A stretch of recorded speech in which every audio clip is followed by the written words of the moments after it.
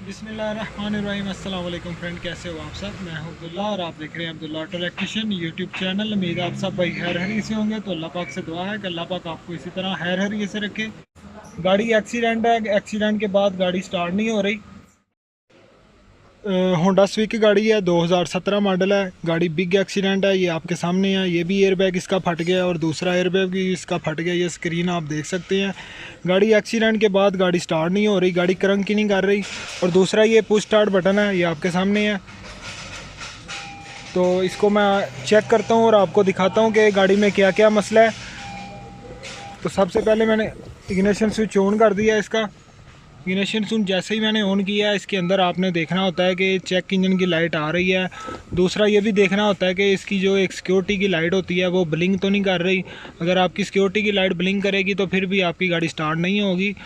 और इसकी check engine की लाइट आ रही है, सिक्योरिटी की लाइट भी इसकी बिल्कुल ओके है। स्विच ऑन पे इसकी बंद है।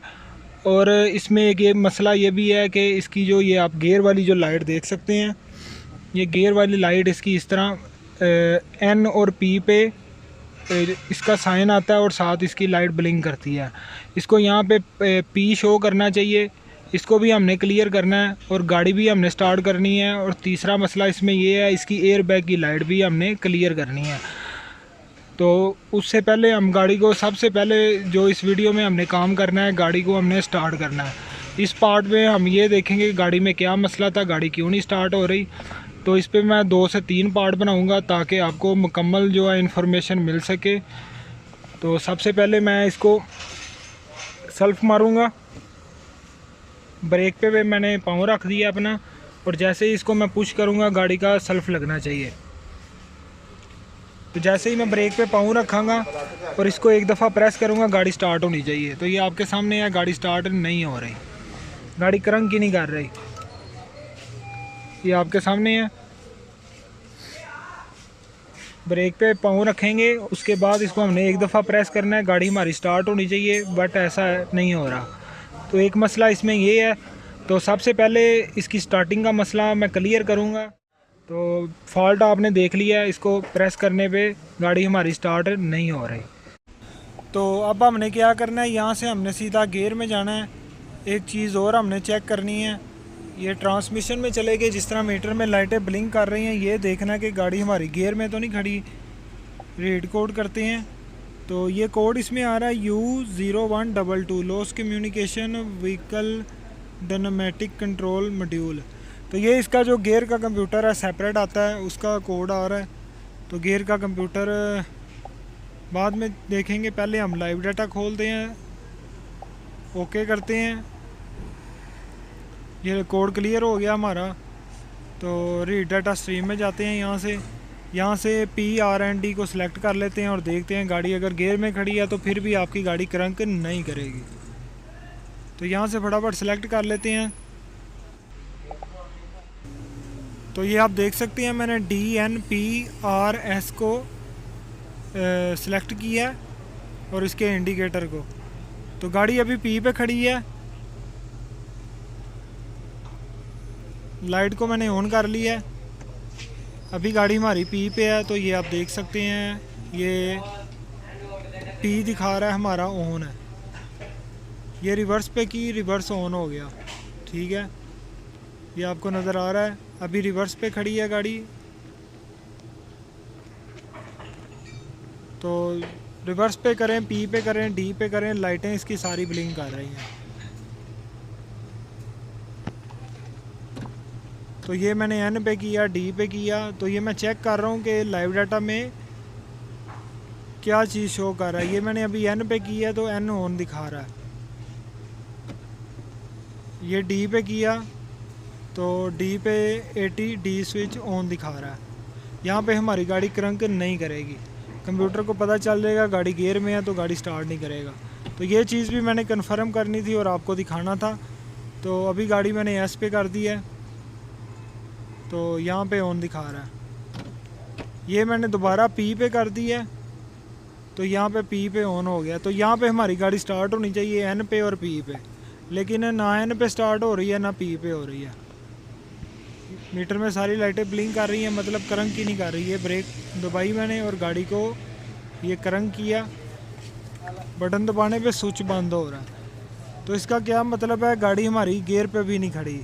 इसका या तो फ्यूज़ में मसला है, या वायरिंग में मसला है, या किसी और जगह मसला है। तो पहले फ़ॉल्ट को ट्रेस करता हूँ मैं।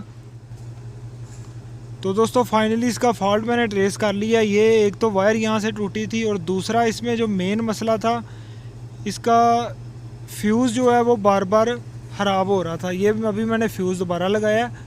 ये 3-4 फ्यूज़ मैंने नीचे रखे हैं, ये आपके सामने हैं 10 एम्पेयर के। ये सारे फ्यूज़ इसके जल रहे हैं। ये इसका फ्यूज़ है। ये फ्यूज़ से निकल के यहाँ से इसकी एक वायर निकलेगी करंट वाली, चाबी स्विच की।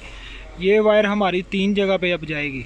यहाँ से निकल के 3 जगह पे जाएगी। एक जाएगी हमारी ये ब्रेक स्विच में, एक वायर ये है, और 2 वायर हमारी जाएंगी बाहर की तरफ। ये आपको जोड़ नज़र आ रहा है, ये जोड़ है, ठीक है। ये 2 वायर हमारी बाहर की तरफ जा रही हैं। एक वायर नीचे से, ये वाली वायर जो है ये हमारी जा रही है ये सीधा ब्रेक स्विच पे, ठीक है। यहाँ तक आपको समझ आ गई है।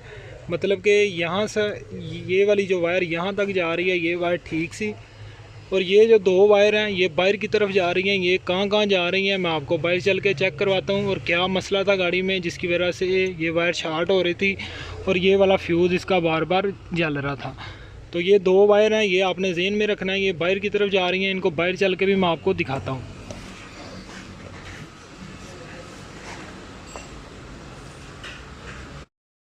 तो सबसे पहले ये आप देख सकते हैं, ये इसका पुराना वाला ABS है, जो एक्सीडेंट होने के बाद पीछे की तरफ से पूरा बेंड हो गया था, टूट गया था, और इसके साथ इसकी जो वायरिंग है वो भी डैमेज हो गई थी। ये आप देख सकते हैं, ये इसका पुराना वाला है। और इसके अंदर हमने अभी फ़िक्स कर दिया है न्यू वाला, सेकंड हैंड ही है, लेकिन ये बिल्कुल ओके है। इसके अंदर हमने मुकम्मल फ़िक्स कर दिया है। तो फॉल्ट भी मैं आपको बताऊंगा। इसकी वायरिंग में फॉल्ट था, वायरिंग भी आप देख सकते हैं ऊपर से खुली है। और ये इसका गियर का कंप्यूटर है, सेपरेट आता है इसका TCM, ये यहाँ पे लगा होता है। अब वायरिंग हमारी अंदर से जो आ रही है 2 जगह पे जा रही है। यहाँ से आ रही है सीधी, ये आप जगह देख सकते हैं, ब्लू कलर की वायर है। तो ये वायर है, ये इसका ज्वाइंट किया हुआ है। ये वायर ABS के साथ टूट गई थी और बॉडी के साथ लग रही थी, जिसकी वजह से हमारा जो फ्यूज़ है, जो ब्रेक स्विच पे भी जा रहा है और यहाँ पे भी आ रहा है और आगे भी जा रहा है, वो मैं आपको आगे दिखाऊंगा। ये वायर हमारी शॉर्ट होने की वजह से फ्यूज़ बार बार उड़ा रही थी, ठीक है। तो ये अभी मैंने इसको ज्वाइन कर दिया है। ये मैं अभी आपको समझा रहा हूँ, गाड़ी मैंने ओके कर दी है, ये आप देख सकते हैं। एक वायर हमारी सीधा ये वाली है, ये आपके सामने है। पहले मैं आपको एक वायर के बारे में बता देता हूँ। ये वायर यहाँ से निकल के, यहाँ से हो के, ये वायर ही निकाली हुई है मैंने, ठीक है। यहाँ से सीधा फ्यूज़ बक्से की वायरिंग से गुज़र के ये वायर है, यहाँ से गुज़र के ये वायरिंग है, यहाँ से फिर गुज़र के वो वायर हमारी जा रही है नीचे से, ये वाली वायर में आ रही है। ये जो वाइट कलर की वायर आपको नज़र आ रही है, थोड़ा मैं क्लोज़ करता हूँ। ये जंक्शन कनेक्टर है, इसको मैं ओपन करता हूँ, ठीक है। ये वाली वायर है ब्लू, जो हमारी यहाँ से होके इस कनेक्टर में आ रही है। ये नीचे वाला जो मेल कनेक्टर है यहाँ से आ रही है, और आगे से वायर का कलर जो है वो चेंज हो गया। जैसे इस ग्रिप को लगा दिया, आगे से ये वाइट कलर की वायर निकल रही है, वो जो ब्लू वायर थी, ये वाइट कलर की वायर नज़र आ रही है आपको। फिर ये वाइट वायर यहाँ से होके सीधा हमारी जा रही है ये वायर। तो ये वायर भी यहाँ से टूटी थी, ज्वाइंट किया हुआ है। ये वायरिंग पहले से खुली है, मैंने नहीं इसकी सारी वायरिंग खोली है। सारा कुछ इसका जितना भी आपको खलारा नज़र आ रहा है ये पहले से ही है।